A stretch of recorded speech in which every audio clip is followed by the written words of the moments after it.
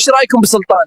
سلطان ذا عسل، دم خفيف وقلبه طيب ورجال. هذا جليبيب، عبد قصير أسود أفطس دميم قبيح فقير رث الثياب، يشرب بكفيه من المياه الجارية أو يقترف من الآبار، يأكل كسرات خبز إن وجد، فإن لم يجد يطوي صائما، ينام وفراشه الأرض ولحافه السماء، وليس له من مخدة إلا نعليه في فناء مسجد النبي عليه الصلاة والسلام.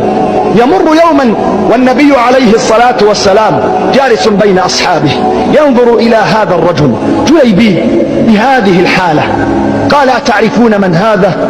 وإذا بأغلب الصحابة لا يعرفون اسمه، لا يعرفون اسمه، إن حضر لم يعرف، لم يدعى، إن غاب لم يفتقد. ومن الذي يحفظ اسم رجل كهذا؟ قال: إنه جليبيب.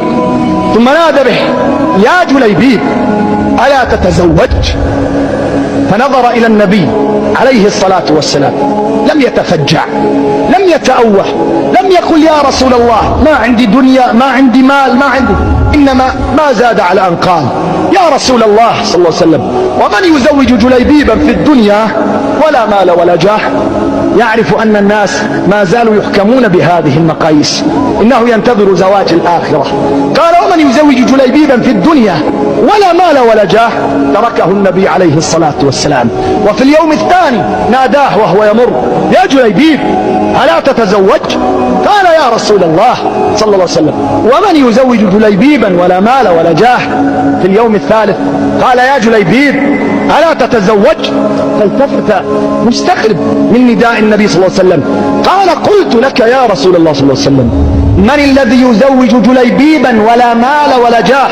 قال: يا جليبيب، اذهب إلى بيت فلان الأنصاري واخطب ابنته وقل: أرسلني رسول الله صلى الله عليه وسلم ويقول لكم زوجوني ابنتكم. وكانت الفتاة من أجمل نساء الأنصار، من أجمل فتيات دور الأنصار.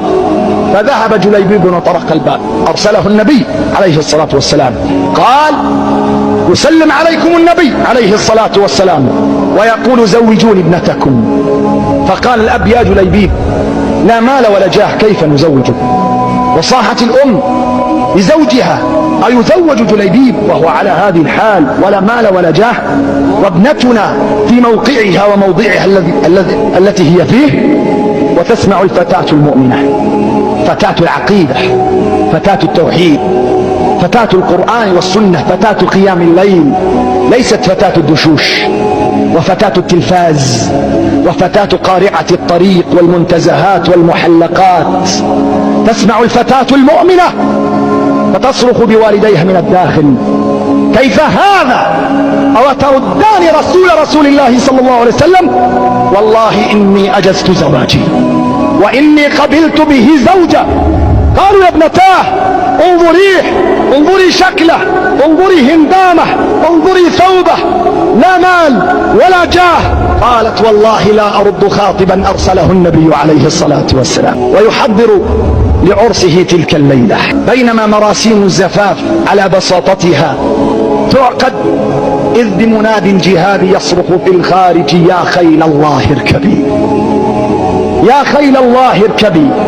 وإذا بجليبيب رضي الله تعالى عنه يترك عروسه في زينتها، في حلتها، في أرق وأعذب وأجمل لحظة وصال ما بين رجل وامرأة، ليلة الزفاف. وإذا به يسحب يده وكأن عقربا لدغت، وينطلق كالسهم من الرمية ويلتحق بصفوف الجيش نحو الغزوة، ويقاتل مع الذين يقاتلون، وتنجلي المعركة. ويأتي النبي عليه الصلاة والسلام ويتفقد أصحابه من الشهداء، فيعدد الصحابة كل الناس إلا جليبيبا لا يذكره أحد. قال: ألا تفقدون حبيبا؟ قالوا: من؟ قال: أفقد حبيبي جليبيب، أفقد حبيبي جليبيب. ويبحث عنه النبي عليه الصلاة والسلام فيجده وقد تلوث بالدم وأصيب بجراحات بليغة، وصار وجهه من طين الأرض وترابها، فينفض عن وجهه ويضع رأسه على فخذه الشريف قال جليبيب قتلت 7 من الكفار ثم قتلوا، أنت مني وأنا منك، أنت مني وأنا منك، أنت مني وأنا منك. ثم أشاح برأسه صلى الله عليه وسلم يمينا. قال أتدرون لما أشحت بوجهي؟ قالوا لما يا رسول الله؟ قال والله ما رأيت زوجاته من الحور العين يتسابقن إلى احتضانه،